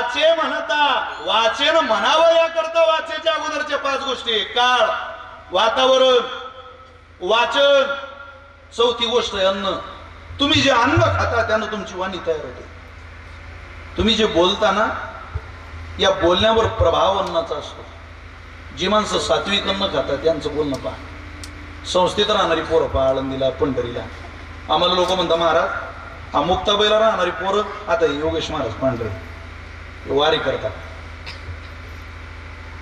छोटी छोटी मुलं राहतात सकाळी उठतात थंड्या पाण्याने आंघोळ करतात नित्य पूजा करतात विधी करतात झोप होत नाही अभ्यास खूप करावा लागतो घरच्या विद्यार्थ्यांपेक्षा जास्त तरी आम्हाला माणसं म्हणतात महाराज आमचा पोरगा तो मुक्ताबाई जवळ राहणारा पोरगा जरा वेगळाच दिसतो का काय झालं अरे आमचा पोरगा सकाळी पोह्याची प्लेट खातो दुधाचा ग्लास पितो 2-3 चपात्या जेवतो शाळेत डबा घेऊन जातो 1:30ला शाळेत जेवतो घरी येताना पॉपकॉर्न खातो कुरकुरे खातो आईस्क्रीम खातो सफरचंद खातो अरे म्हटलं पोरगा की जळगाव जामो तालुका आहे आमच्या पोराचं सांगतोय आम्ही एवढा सरळ खातो आमचा पोरगा तरी त्या मुक्ताईनगरला राहणार ते लेकरू पाहिलं आणि आमचं पोरग पाहिलं की फरकच दिसतो महाराज त्याला म्हटलं बाळा तुझा मुलगा जे खातो ते अन्न आहे आणि आमची मुलं जे खातात तो माझ्या मुक्ताबाईचा प्रसाद आहे प्रसादे सर्व दुःखाना प्रसादाने मनुष्याचं जीवन घडत राहतं प्रसाद खाल्ला की प्रसादाची भाषा बाहेर येते म्हणून अधमाच्या अन्ना खादलिया की जे वमना नरड्यात बोट घालायचं चुकीच्या माणसाच्या घरचं अन्न पोटात गेलं की आपली वाणी बिघडावी असं वाटत नसेल रागालून राहिले लोक अनितीवाल्याच्या दारी त्याने त्याच्या पोरीचं लग्न अरे सगळं नंबर 2चं आहे 1 रुपया घामाचा नाही कष्टाचा नाही का रांगाला होतो त्याच्या दारात 7 कोटी घर होती रावणाची जळाली अख्खी द्वारका सोन्याची होती देवाची बुडाली त्यांच्या कामाला आलं नाही तर तू काय तुझी बॅटरी चमकून राहिला नाही पण ते नाराज होतील त्यांच्या पोरीच्या लग्नाला गेलं पाहिजे अरे जा बाबा पण चुकीचं अन्न खाऊ नको पंचपक्वानाचा बेत सुद्धा असला तरी अनितीचा खाऊ नये विशाल महाराज खोलीची प्रार्थना आहे तुम्हाला 4 एकर सोयाबीन पिकवणाऱ्या कष्टकरी शेतकऱ्याच्या पोरीचं लग्न असलं जरूर जा त्याच्या घरी जाऊन भाजीची बाटली हातात घ्या 4-5 पानं वाढा आणि 5-7 पानं वाढले की तुमच्या लक्षात येईल पंक्तीला अन्न कमी पडलं गड्या अरे 2-4 भाताची शेता हातावर घ्या खा आणि त्याच्याकडे जाऊन म्हणा रामभाऊ पोटभर जेवलं बरं का अरे काय लग्न केलं पोरीचं तुमच्यासारख्या हिमालयाच्या उंचीचा माणूस प्रसिद्ध तालुक्यातला माणूस कर्तव्यदक्ष माणूस मोठा माणूस पोरीच्या लग्नाला आला हे पाहिल्यावर जेवलं पोट बरस म्हटल्यावर त्याच्या डोळ्याला धारा लागतील तो म्हणाल वा तुम्ही माझ्या घरी आले अहो सार्थक झाला आमच्या विवाह सोहळ्याचं खरा आशीर्वाद भेटला माझ्या पोरीला त्याच्या घरचे 2-4 भाताची शीत सुद्धा तुमचं पोट सुरक्षित ठेवू शकतात लक्षात ठेवा सज्जना संगती करावा उपवास दुर्जनाचा गोळ घात खाऊ नये दुर्जनाचा गोळ घात अन्न माणसाच्या वाणीवर प्रभाव टाकतं संपलाय माझा विषय 5वी गोष्ट वाणीवर प्रभाव टाकते वाचेवर ते म्हणजे संगात संजायते कामा कामात क्रोधो विजायते. तुम्ही कोणाबरोबर राहता हो यावर तुमची वाचा अवलंबून आहे. जर या 5 गोष्टींचा योग्य समन्वय जीवनात साधला तर इथून तुम्ही 1200 किलोमीटर जाणार नाही, इथून तुम्ही कदाचित स्नानाला जाणार नाही, पण तुम्ही घर बसल्या जरी त्या तीर्थाचं नाव घेतलं तरी तुमची वाणी इतकी पवित्र संत करून टाकतील की त्या वाणीच्या प्रसादाला, त्या वाणीच्या उच्चाराला प्रसाद मिळेल. घर बसल्या 100% मिळेल. काय मिळेल? अनंत जन्मातले पदरी असलेले दोष निवृत्त व्हावे असं जर वाटत असेल तर नामनोस्मी यावते शक्ती, त्या शक्तीच्या अधिष्ठानाचा आवाहन करा. कोणती शक्ती? नामशक्ती. नामशक्ती. अहो कोणाची? तीर्थाची. कोणत्या तीर्थाची? गंगा मातेच्या तीर्थाची. गंगा म्हणा, जगातले सगळे तीर्थ त्या वाचेमध्ये येतात आणि तुमच्या वाणीला म्हणा वेळोवेळी हेच म्हण. ज्या दिवशी तुमची वाणी गंगा गंगा गंगा असं म्हणेल त्या दिवशी सगळ्या दोषाची निवृत्ती झाली म्हणून समजा. नामदेवराय बोलतात सेवेला निवडलेल्या अभंगाचं पहिलं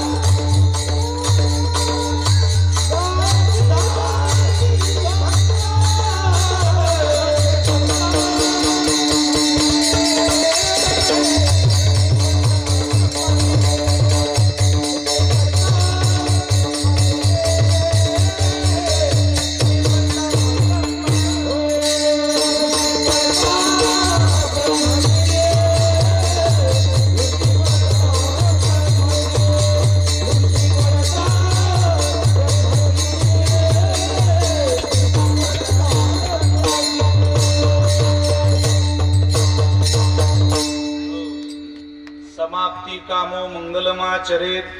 आयुष्य सिद्धीला जावं, दोष निवृत्त व्हावं, शेवटाला जावं असं वाटत असेल तर मंगल करा. कशाने करा? रूपासक्तीने करा, नामासक्तीने करा. नामासक्तीने केलेलं मंगल अत्यंत सुलभ आहे. वाचे म्हणता गंगा गंगा गंगा गंगा गंगा गंगा म्हणा, सकळ दोष जाती भंगा. सकळ दोष निवृत्त होतात. फक्त जबाबदारी गंगा मातेवर घाला. आपलं असं आहे, तुका म्हणे भार घातली वरी होईल कैवारी नारायण. देव कैवार झाला पण आपण जबाबदारी झालेला तयार होत नाही. एकदा जबाबदारी घातली तुम्ही मी मुक्त. आपण इथं शोधायला लागलो आमचं बरं होईल का, बरं होईल का, चालेल का. अरे व्यवहारात किती नामासक्तीने एखाद्याचं वर्णन कर, ते काही काळापुरतं टिकतं. पारमार्थिक साधनेतलं फळही मोठं असतं, कृपा मोठी असते, प्रसाद मोठा असतो. सगळे आयुष्यभराचे दोष निवृत्त होतील, जन्मोजन्मीचं दुःख नाहीसं होईल. फक्त तू तीर्थाचं आवाहन कर. रवींद्र महाराजांना मनापासून धन्यवाद आहे की तुम्हाला तुमच्या पूर्वजांच्या पुण्याने हे घडलं. ते या वयात तरुणपणात, अहो नायम आत्मा बलहीन लपे हा पोपटे बाबा म्हणायचे. देव बलहीन माणसावर कृपा करत नाही. मग काही काही माणसं बल कमवतात, कोणतं? धनाचं. अरे नाही धने नवा. एखादा मला कर्म, आम्ही कर्म खूप चांगलं करतो महाराज, आमच्याकडे माळ नाही, पण आमचं काम चांगलंय, कर्म चांगलंय.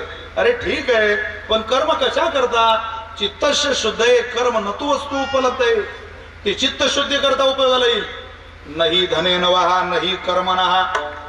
एखादा म्हणेल आम्हाला मुलं खूप चांगले, सगर राजाला 60,000 होते, पण तीर्थ आल्याशिवाय उद्धार झाला नाही.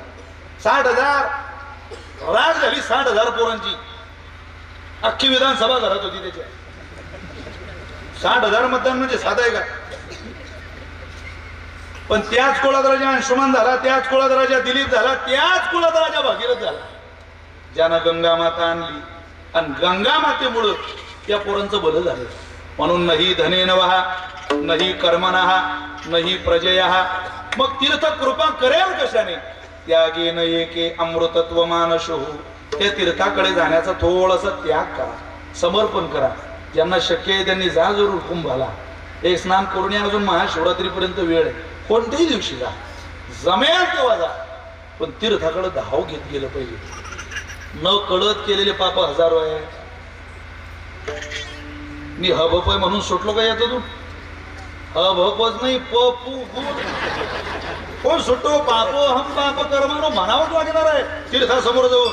तुमची माय माझी माय तीर्थ आहे, आणि आपण आईकडे जात नसू तर कधी आपलं दोषाचं या पापाचं क्षालन व्हायचं.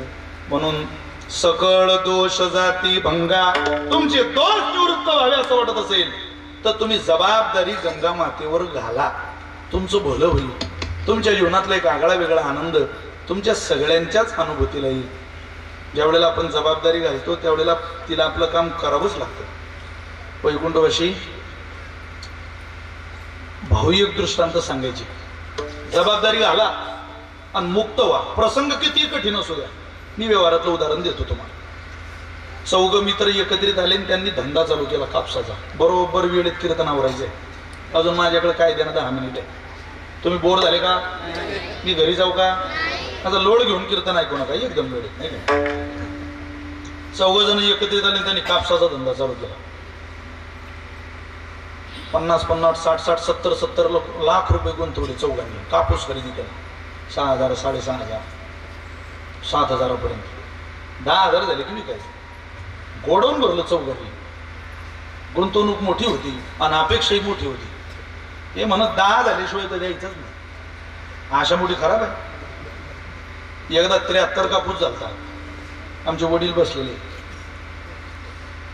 मग आम्ही म्हणू आता 73 कापूस झाला, देऊन टाका. नाही 8 होते. 8 होते. 8 शेवटी त्या 73 पलटी मारली आणि 37 कापूस पिकला. सोपं नाही ते. ठेवलं यांनी भरून. कापसाचा भाव तर काही वाढत नव्हता, त्या गोडाऊन मध्ये उंदरं झाली. तुम्हाला खूप झाली वेळ आहे. कापसाचा भाव वाढला झाला, उंदरच झाले खूप. करता का? त्यांनी उंदीर मारायचं औषध आहे, पण ते वर्तमानपत्र वाचणारे उंदीर खाल्ली नाही त्यांनी औषध. त्यांनी एक मांजर पाळलं, भाऊ सांगायची गोड. मग त्यांनी मांजर पाळलं. चौघांनी 4 पाय मांजरीचे वाटून घेतले, भाग वाटून घेतला. दुखापत झाली तर आपापला पाय ध्यानात ठेवायचा. एक आठवडा या मांजरीला पोसायचं. महिनाभर असं वाटून घेतलं. 8-8 दिवसांनी एक आठवडा मांजरीला पाळायचं. ती मांजर दिवसभर उंदीर खायची आणि संध्याकाळी शेजारी दूध प्यायला द्यायची.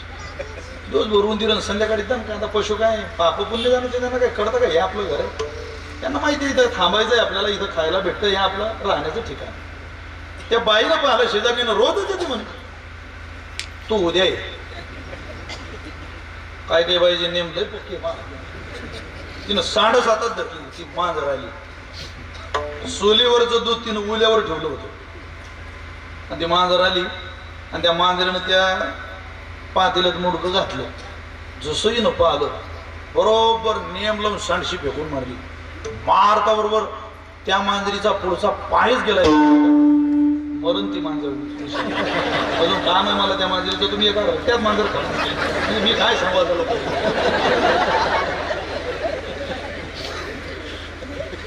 पुढचा पायच गेला मांजरीचा. दुखापत झाली. मांजर गोडाऊन मध्ये आलं. 4 जण फेरफटका मारायला आले. मांजर दिसलं. अरे म्हणे लागलंय तिला. तर अरे कोणाचा बाहेर आलो? तो म्हटला माझा. मी तिला नेतो डॉक्टरकडे. तिला डॉक्टरकडे नेलं, हळद लावली, काय असेल ते मलम लावला, एक चिंदी घेतली बांधायला, एक गाठ पाडली, दुसरी गाठ पाडली, असं चिंदू लोंबत होतं. तर मांजर काही निवांत थांबणारा प्राणी आहे का मा? ते पडत सुटलं. जाऊ द्या म्हणजे राहिलं तेवढं वेळ राहिलं. दिवसभर मांजरे उंदरं खाल्ली. कोण संध्याकाळी ती बाई म्हणे आजही आली ये. तुला काय सोपी वाटली का? नाही. पहिला फॉर्म रिजेक्ट झाला माझा लाडक्या बहिणीचा, तर मी दुसरा 2100 सोडले नाही तुला सोडले शॉर्टशी जातात. आणि त्या मांजरेनं त्या पातेल्यात मुंडकं घालता बरोबर मी पुन्हा सांडशी फेकून मारली. आता मात्र मांजरीनं हुशारी केली आणि तो निशाणा चुकवला.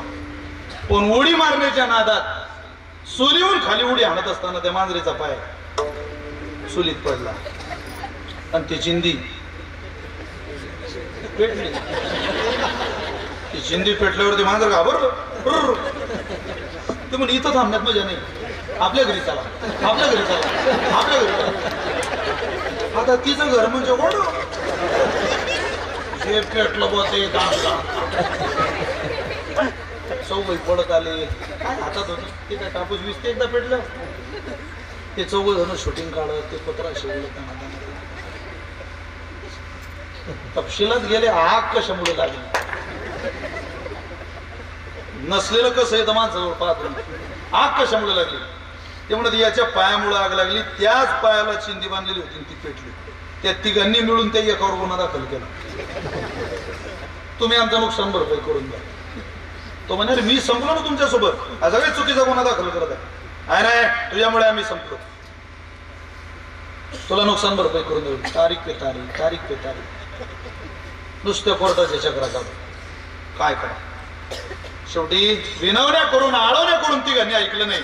निकाल सुनावण्याची वेळ आली आणि जज साहेबांनी विचारलं आरोपीला, तुमचा कोणी वकील? कोणी नाही साहेब वकील. माझा वकीलही तुम्ही पण माझी न्यायही तुम्ही, देवता तुम्ही. माझं ओझ आहे तुमच्यावर. नसलेले दोष लागले हो, नसलेलं लागलं हो. हे सगळं माझं काही दोष नाही, चुकी. बघा साहेब पटलं तर वाचवा, नाही तर तुम्ही द्या ती शिक्षा. बघायला तयार.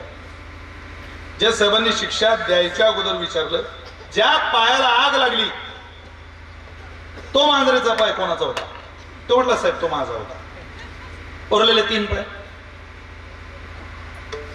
ती तिघांचे. साहेब म्हटले साधा आहे, ज्या पायाला आग लागली त्याच पायाला जखम झाली होती ना? म्हटले हो साहेब. मग जखम झालेला पाय खाली टेकत नाही. त्या जखम झालेल्या पायाला जर चिंदी पेड घेऊन आली असेल तो पाय तो वरती होता. त्या निरपराध पायाला त्या गोडवून पर्यंत आणणारे ते 3 आगाऊ पाय कोणाचे? ते म्हणत ते तर मग आमचे होते हो. मग तुम्ही तिघांनी मिळून याचं नुकसान भरपाई करून द्या. तुमच्यामुळे हा बरबाद झाला. उदाहरण ऐकून हसलात ना? आता ऐका. ते 3 पाय म्हणजे अहंता, ममता आणि वासना. जीव ज्या दिवशी अहंतेचं बोलतो दोष घेऊन येतो, ममतेचं बोलतो दोष घेऊन येतो, वासनेचं बोलतो दोष घेऊन येतो.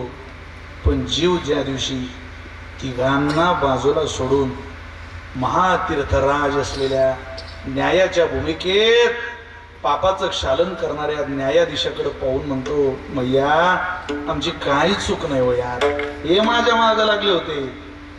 आता तुमच्यावर आहे आमचं, तुमच्यावर आहे आमचं म्हणता बरोबर एकदा जबाबदारी पायावर घातली.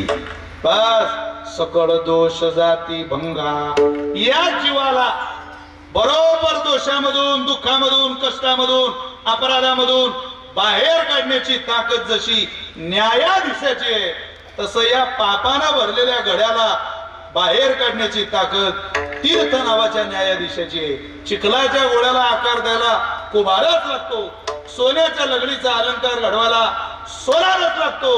तसं हे बिघडलेलं दोषानं भरलेलं जीवन पवित्र करायला तीर्थाचा आशीर्वादच लागतो. हे त्रिकालाबाधी सत्य आहे. म्हणून वाचे म्हणता गंगा सकळ दोष जाती भंगा सकळ दोष जाती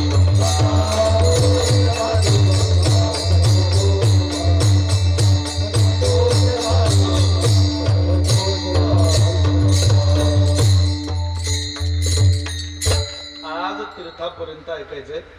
पुढे त्यांनी ब्रह्मगिरीची प्रदक्षिणा केली की तेव्हा एक कीर्तन करू. हे बाकी काही नाही काही. ते ब्रह्मगिरीला गेले की मी हा अभंग घेईन, मग 2 चरण सांगेल. कोशावरती करता स्नान, याचे वैकुंठी राहणे. अजून तरी आपल्याला वैकुंठाचं काम आहे का? तुम्हाला कोणाला अपेक्षा आहे का? मग काय तुमचं वर्णन करायचं फार. अजून इथंच राहा, आनंदी राहा, समाधानी राहा, इथला आनंद घ्या, उपभोगाचा राहील. अहो दृष्टी पडता ब्रह्मगिरी. नामदेवरे वर्णन करतात. पर्वताचं वर्णन आहे आपल्या संस्कृतीत, गावाचं वर्णन आहे, तीर्थाचं वर्णन आहे, नदीचं वर्णन आहे. अहो नदीच्या काठावर राहणाऱ्या लोकांचं वर्णन केलं. काय तीर्थावर प्रेम असेल. तुकोबारींचा अभंग आहे. गोदा तटे निर्मळे देव देवांची रावळे, संत महंत मिळे दिवस जाय सुखाचा, अवघी झाली आरानोक मागे पुढे सकडीक, त्रिपुटीचे दुःख प्रारब्ध सारिले. तुकोबारींचा अभंग आहे. तटाकावर राहावा नशिबान व्हाल इतकं तीर्थ महान आहे. तसं पर्वत पहा एकदा, एक डोंगर या राज्यात तो ब्रह्मगिरी आहे, त्याला पहा. एकदा दृष्टीनं पाहला त्याशी ना यमपुरी. यमपुरीला तुम्हाला जावं लागणार नाही. यम तुमची वाट पाहणार नाही. ते तुम्हाला तुमचं गिराईक समजणार नाही. त्यालाही सांगलं पाहिजे. पहा. एका जणाला आमच्या बाबांनी म्हटलं, माझं लक्षात येते अजून, तेव्हा तुम्ही यमाला काय उत्तर द्या.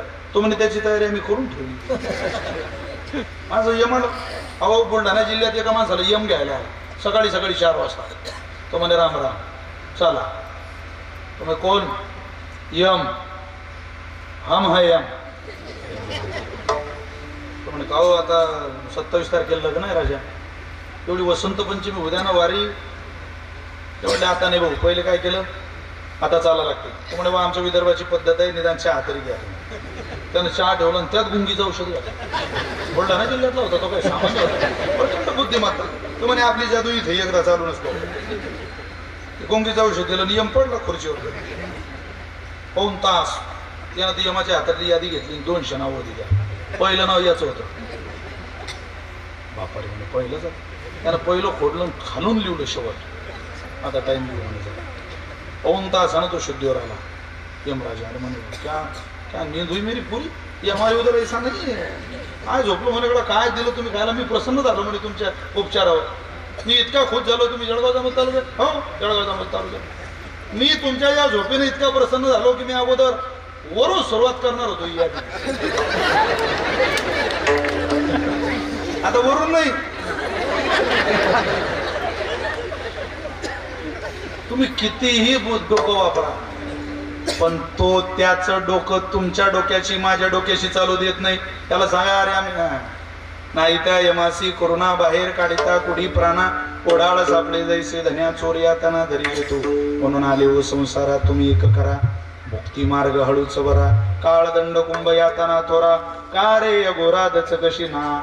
जा बाबानो जव हे सकळ सिद्ध आहे, हात चालावया पाय तव तू आपले स्वहित पाहे, तीर्थयात्रे जाय चुकू नको जा.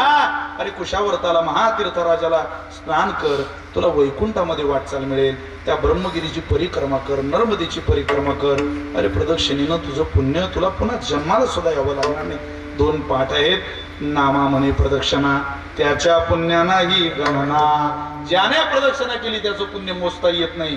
पुण्य मोजायला देवी देवतांना थांबावं लागतं, तरी पुण्य मोजता येत नाही. इतकी कठोर आणि पुण्याईची फल घालणारी ही नर्मदा मातेची परिक्रमा आहे. आपल्यालाही कधीतरी घडावी. निदान तुमचं माहिती नाही, पण सांगणाऱ्याच्या तरी ओठातले शब्द पोटात जाऊन कधीतरी मलाही परिक्रमेला जावं वाटावं, अशी मी या अभंगाच्या द्वारा या नामदेव यांच्या पवित्र वाणीला प्रार्थना करतो. आदिशक्ती मुक्ताबाईला प्रार्थना करतो. आता बसलेल्या बऱ्याच जणांना आता कुठे साहेबांनी ठरवलं परिक्रमेला जायचं, शक्य आहे का हो, व्याप किती आहे. मग काय करायचं, तुम्ही एक काम करायचं, साहेबांनी मुक्ताईनं घरला यायचं, पण आपलं डोकं मुक्ताबाईच्या चरणावर टेकवायचं. त्याने काय होईल, सकळ ही तीर्थे निवृत्तीचे पायी मुक्ताईचे पायी आणि तेथे बुडी देई माझे. म्हणायचं मुक्ताबाई आम्हाला जाणं शक्य नाही, माझ्यावर या लाखो लोकांची जबाबदारी बापा मतदारसंघाची. मी तिकडे गेलो काही बरं वाईट झालं, माझ्या इथे सर्वसामान्य लोक राहतात, आमच्याकडून काही होणार नाही, तुम्ही काम करा, आम्हाला तुमचा आशीर्वाद द्या. मुक्ताबाई तुम्हाला म्हणतील सगळी तीर्थ इथे आहे, काळजी करू नका, तुम्हाला या सगळ्या तीर्थांचा आशीर्वाद मिळेल, फक्त तुम्ही या चरणाजवळ पडून राहा. संतांचं चरण गंगेहुनी थोर, मुक्ताबाईच्या चरणाची ख्याती तुकोबारा गाथामध्ये लिहितात. गंगेहुनी थोर साधू सुचिष्मंत, गंगा शुद्ध होत त्यांचे संगे. गंगेला सुद्धा, नर्मदेला सुद्धा, कावेरीला, तापीला, पूर्णेला, कृष्णेला, चंद्रभागेला, इंद्रायणीला, या सगळ्या नद्यांना ज्या वेळेला पवित्र व्हावं वाटतं त्यावेळेला तीर्थे तया ठाया इति पुनीत भावया. पर्वकाळ पाया तळी वसे वैष्णवा तीर्थे, पर्वकाळ अवघी पाया पे सकळ.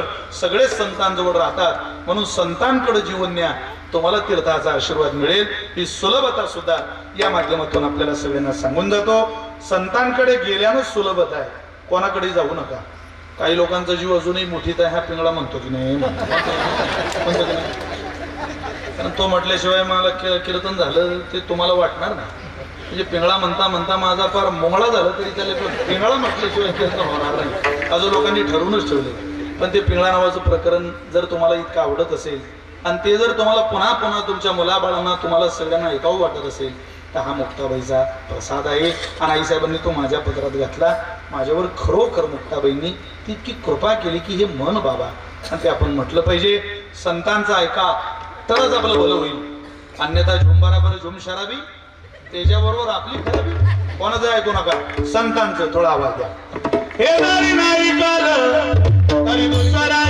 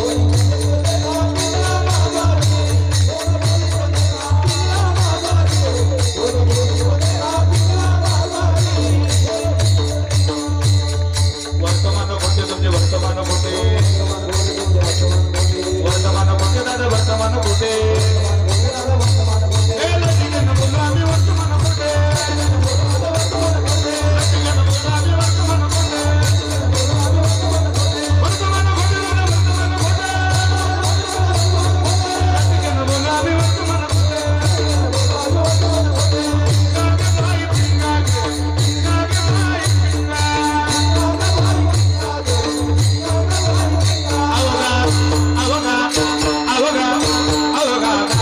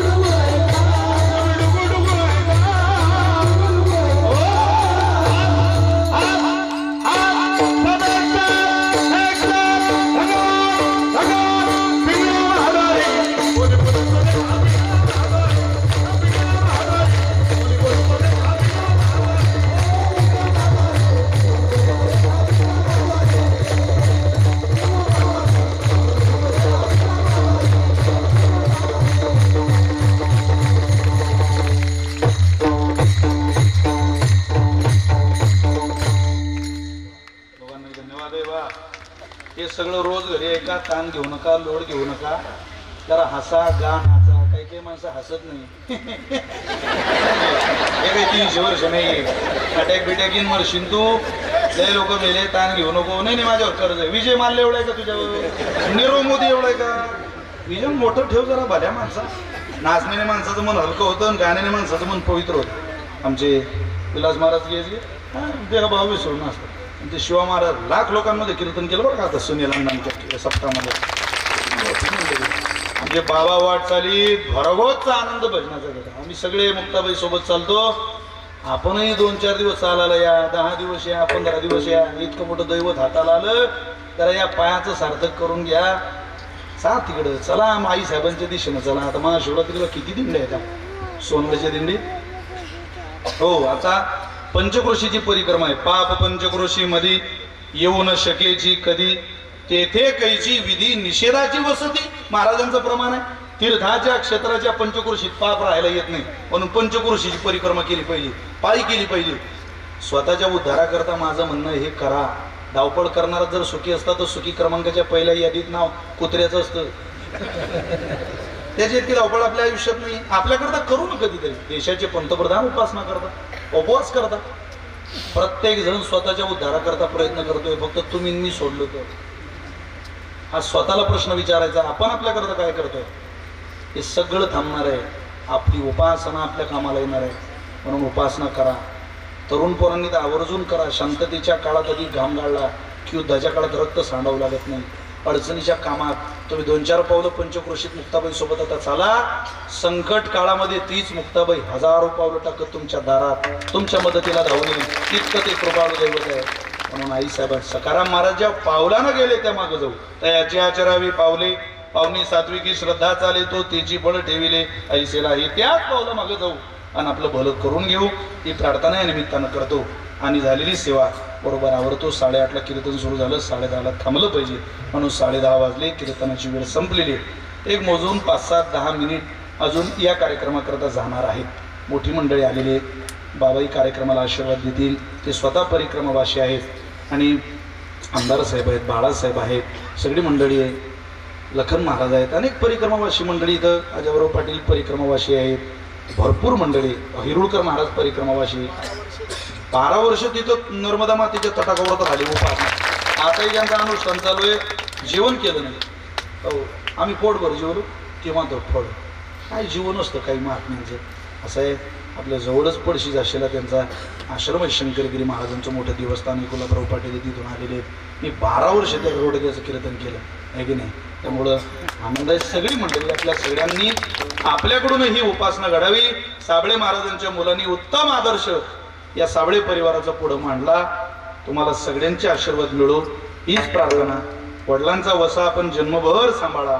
मुक्ताबाईची वारी, पंढरीची वारी हे तुम्हालाच पुढं सांभाळायचं आहे. म्हणजे साबळे महाराजांनी मुक्ताबाईला केलेली प्रार्थना फलद्रूप झाली असं म्हणायला हरकत नाही. आणि ते 100% होईल.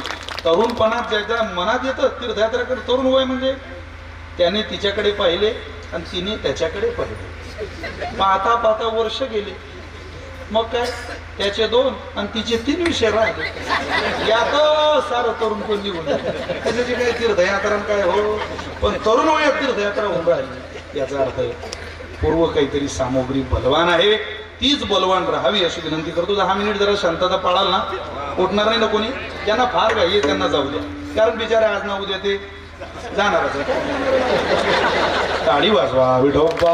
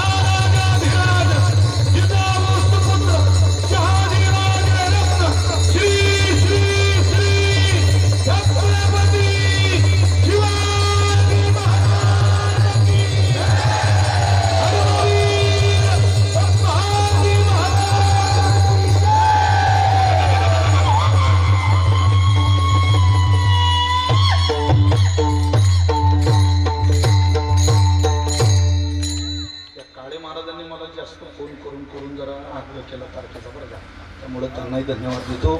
मोठ्या प्रेमानं त्यांची इच्छा आहे मुक्ताबाईचं भजन म्हणून 2 मिनिट आईसाहेबांचा जप करू आणि लगेच आपण जय विठ्ठल म्हणू. 3 शरण आपण सरळच म्हटले कोंडे महाराज, मुद्दाम लोकांचा वेळ घेऊ नये म्हणून आपण सरळ प्रमाणे म्हटले. इंद्रायणी का जल में बोले श्री मुक्ताई